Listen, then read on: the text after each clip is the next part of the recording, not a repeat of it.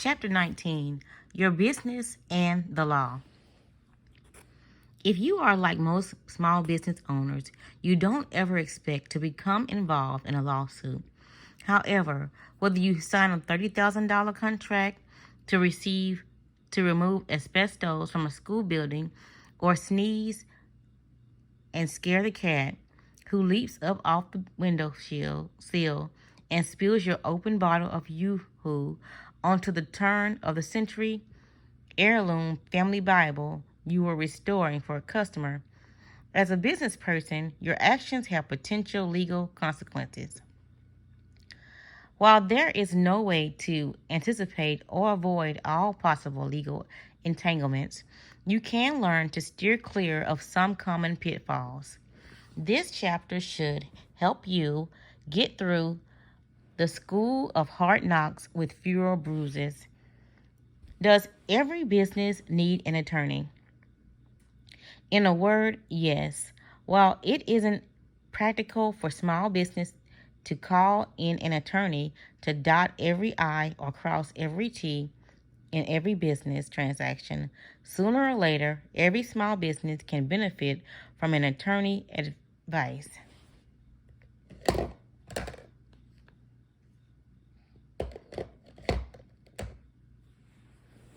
When do I need an attorney? Kent Sitzender, a California attorney who frequently worked with small business clients before accepting a position as senior litigation attorney for the CIGNA Corporation, says,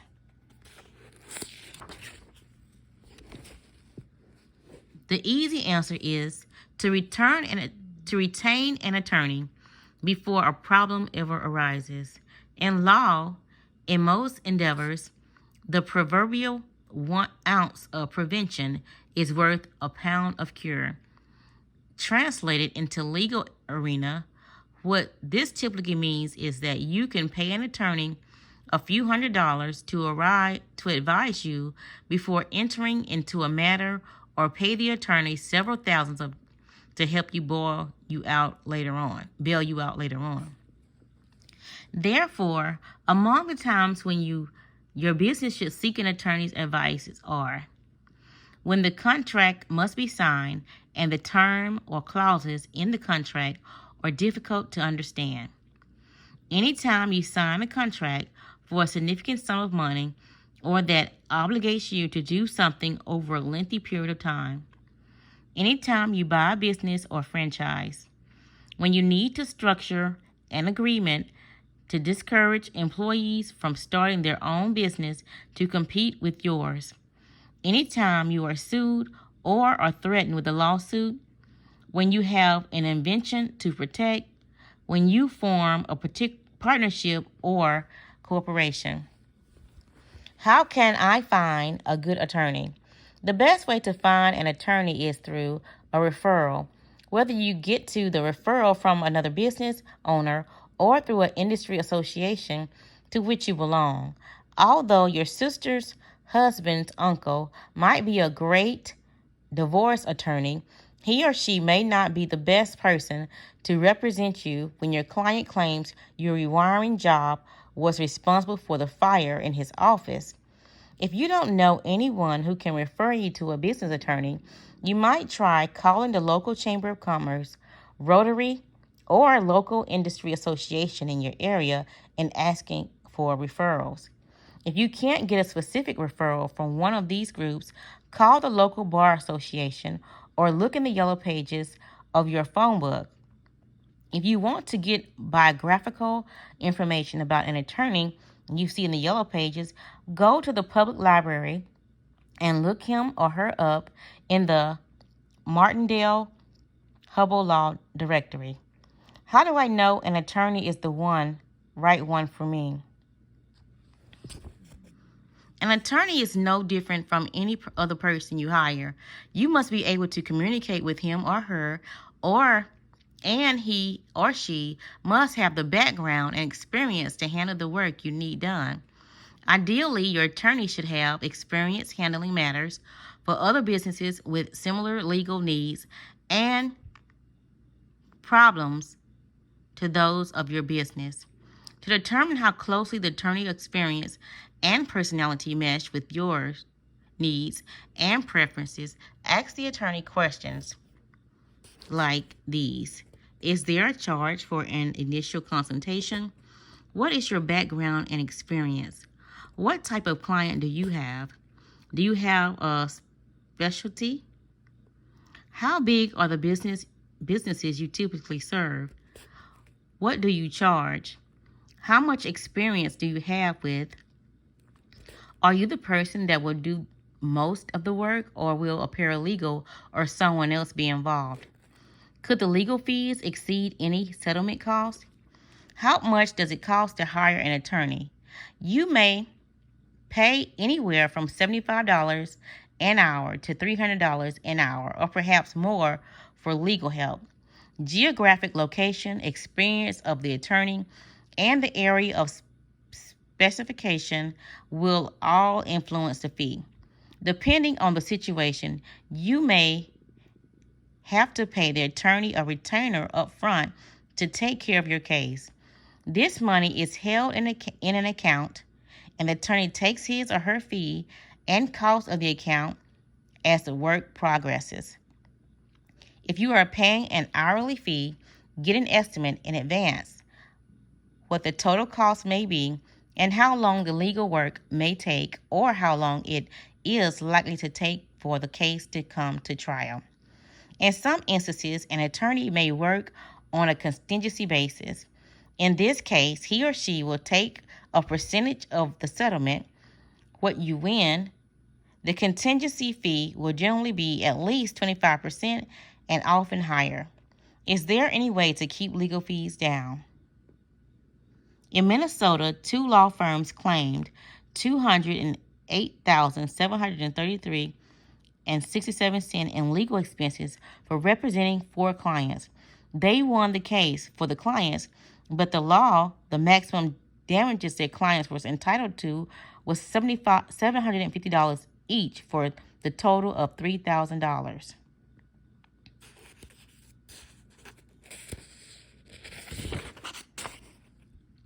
If the work you need done is routine, considering reading up on the subject before talking to an attorney.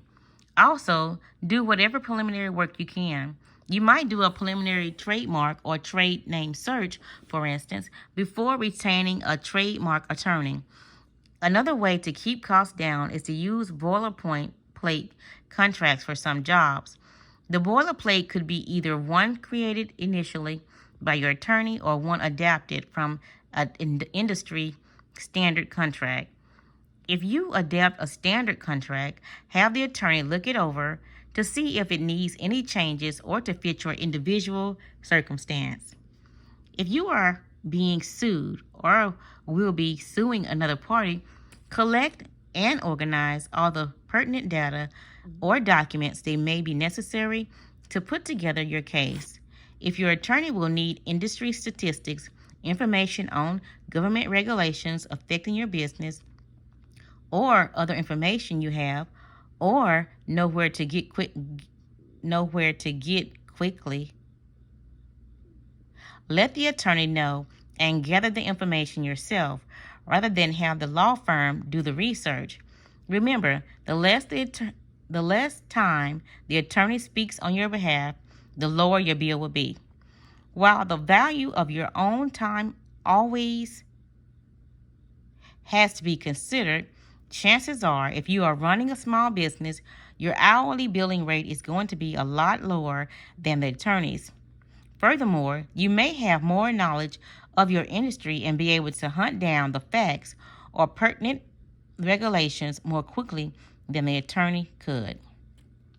If you have to call the attorney for anything, gather all your facts and list the points you want to cover in the call before you lift the receiver. When you reach the attorney, get right to the point.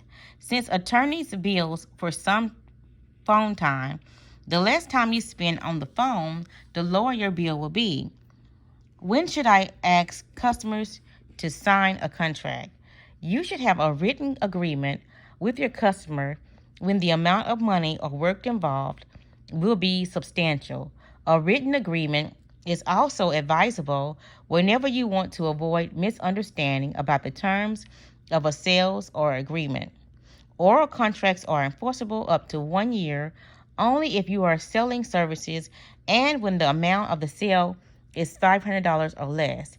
If you are selling goods, whichever you sell, regardless of the amount, it could be extremely difficult to prove who agreed to do what if you don't have a written contract. What should I do if my customer and I agreed to a deal over the telephone? You should put the details of the oral discussion into a letter confirming the deal and send the letter to your customer.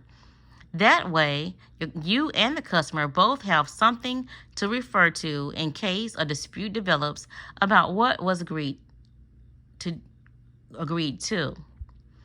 Be sure the letter includes everything you discussed, including details of the job, fees, and due dates. A supplier sent me a letter summarizing details of a deal we had discussed, but he seems to have left out a couple of points I thought we agreed on. What should I do? Let the supplier know immediately in writing that you dispute what he has summarized in his letter to you. If it is a sale of goods under the Uniform Code, you could be bound by the supplier letter if you do not object to the terms within 10 days. Can I write my own contracts? You can write your own contracts and probably will in many situations if the contracts are for large sums of money or will obligate you to do anything for any length of time. You should have your attorney review them to be sure they cover your needs. Where can I get copies of contracts and agreements to use? Professional or trade associations you belong to may have sample of industry standard agreements. There are also numerous books containing sample contracts and agreements and explanations of the terms or suggestions of what to put in the contract. They are often grouped by industry or subject. Among the books that have samples you may find helpful or Business and Legal Forms for Authors and Self-Publishers by Tad Crawford, Allworth Press, 1-800-289-0963.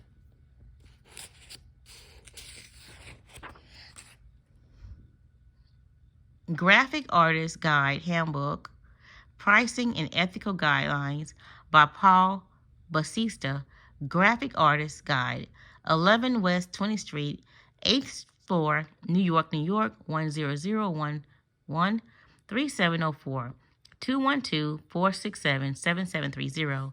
Legal Care for Your Software by Daniel Rimmer and Stephen Elias, Nolo Press, 415-549-1976. The Partnership Book, How to Write a Partnership Agreement by Dennis Clifford and Ralph Warner, Nolo Press, 415-549-1976. Write Your Own Business Contracts by E. Thorpe Barrett, 1990-1991 by E. Thorpe Barrett. The Oasis Press /PSI Research, 300 North Valley Drive, Grants Pass, Oregon, 97526, 503-479-9464. Selling Through Independent Reps by Harold J. Novick, Amacon, American Manager Association, 135 West 5th Street, New York, 10020, 212-586-8100.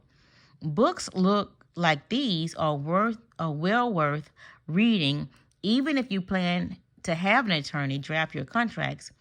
The books and samples documents will familiarize you with the terms and issues involved and can give you some idea of possible conditions or special consideration your attorney will need to know about to prepare your agreement or contracts.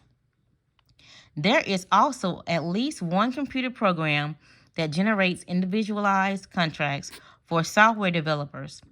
The program, which is available for IBM PC and compatible computers, gives you several categories of contract to choose from and lets you pick individual clauses to use in each type of contract. Quick form contract, individual hand software, 3847 Whitman Road, Annandale, Virginia, 22003, 703-207-9353. What if I want to change something in a contract I've been asked to sign? Changes have to be agreed to by both parties, so call or contact the other party or your attorney before you make the change. If you make the change on the contract instead of printing out a new contract with the change in place, you and the other party both have to initial and date the changes. Can a letter be a contract? A letter of agreement, or even a memo could be a valid contract if it contains all the elements of a contract. What are the elements of a contract? To have an enforceable contract, the contract must be for an activity that is legal and should contain these elements: an offer to do something in return for something else by one party, an acceptance of the offer in terms of the offer by another party, a consideration and obligation to do something you don't legally have to do, such as write a manual in return for a sum of money. The terms of the contract should be carefully spelled out so there is no misunderstanding. Points covered in the terms should include a description of the job, the date by which the job should be completed, the location at which the job will be performed, the method and timing of payment, a clause stating how attorney fees will be handled in the event of a dispute. Is there any problem dealing with customers in another state? There's nothing wrong with dealing with customers out of state. However, it can be extremely difficult to collect payment on out-of-state accounts. If the customer decides not to pay and you decide to sue, you are likely to have to file a suit and go to court in their state. Thus, if you are dealing with a one-time sale or a customer you don't know well, consider getting all or large part of the money up front or in progress payments. How do I decide if I should sue another company? Decisions about whether to bring a lawsuit against any business or individual should be made just like any other business decision on the basis of what you stand to gain or lose by following the particular course of action. Going to court is not something to do to get even. Generally, however, the decision about whether to sue will be based on how much the lawsuit will cost you. If the amount is small enough that the dispute could be brought to you to small claims court where you don't need an attorney, you would decide to proceed or let the matter drop based on the time it would take you to prepare your case and file the papers and the time you would spend at the courthouse waiting for your case to be heard. If the amount involved or the nature of the dispute precludes using small claims court, you have to weigh the cost of the suit against what you stand to gain if you win the case or what you will lose if you don't sue. Unfortunately, when you add up the cost of the attorney fees and expenses, court costs, legal stenographers' fees, expert witness fees, which may exceed $20,000 alone on a relatively simple matter, according to one attorney, and other incidentals, you may find it impractical to sue anyone unless the amount of the dispute is large and you have a clear-cut case. What alternatives do I have? The most expedient solution, of course, would be sitting down and talking to the company or individual with whom you have the dispute and trying to work things out on your own. Before you make your mind not to budge or give in to anything the other party says, remember that standing on your principles may be a lofty ideal, but it may not get you anywhere. The goal in settling a dispute should be to come to some kind of win-win compromise that will let both you and the other party return to the business of doing business. If you and the other party can't work out your differences on your own, you may then want to consider some type of alternative dispute resolution, such as arbitration or mediation, which let you bring your dispute before an impartial third party trained in negotiation methods. You should realize that arbitration may be binding and mediation is not. What is non-disclosure agreements and when do I use one? A non-disclosure agreement, also called a confidentiality agreement, is a contract used to protect clients' list, methods of doing business, priority processes used in a business, designs, formulas, and similar entanglements from being used by anyone without your authorization.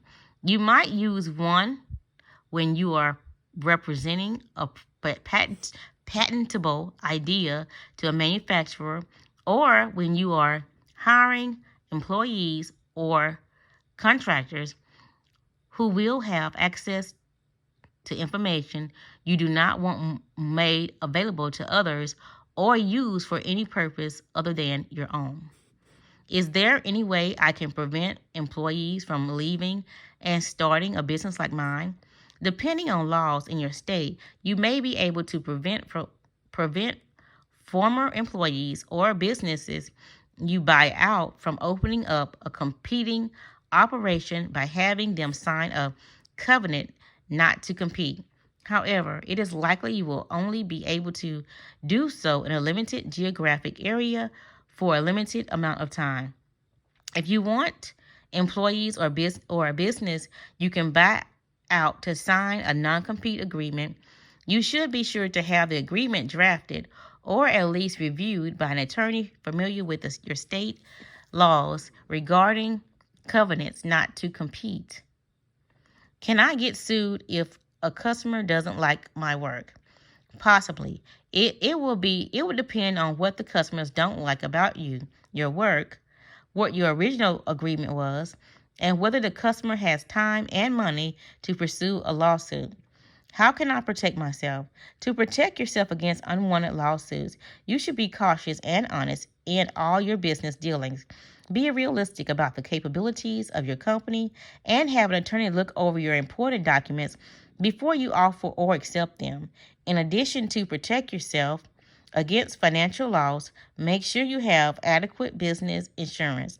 Although you may take every precaution to avoid a lawsuit, someone may still sue you. And even if they lose the case and you don't have to pay 1 cent in settlements, you could literally go broke paying the cost of defending yourself. The right business insurance policies can protect against that kind of loss.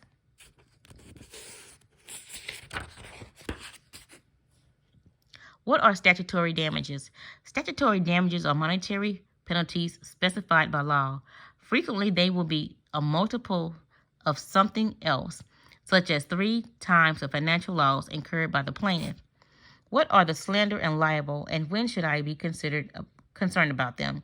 Slander and libel both involve damage or injury to someone's reputation or business through disparaging remarks.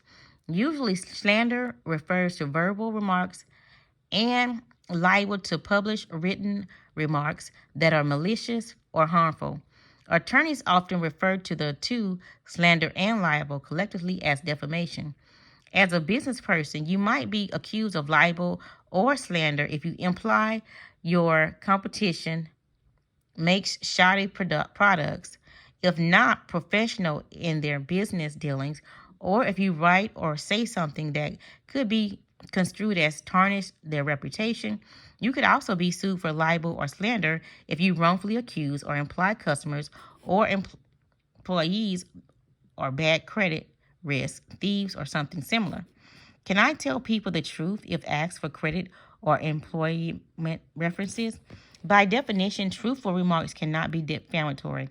However, credit and employment information is protected under privacy laws in many states, and you could unintentionally violate these laws by giving out information. Furthermore, you could be found in violation of privacy or defamation laws. Paying the court costs to defend yourself can be extremely expensive. To stay out of trouble, never say or imply anything about the competitors, employees, or customers that you can't back up with facts. Furthermore, never make any kind of detrimental informational available to the public, or say or do anything that could hold that person or business up to ridicule. If ever question, say about an employee who you fired for your own protection, verify the dates and names. Do not say he or she was a lousy worker or a thief. The same holds true for customers who are credit risk. Reports the facts to credit bureaus, but avoid saying anything else to anyone else.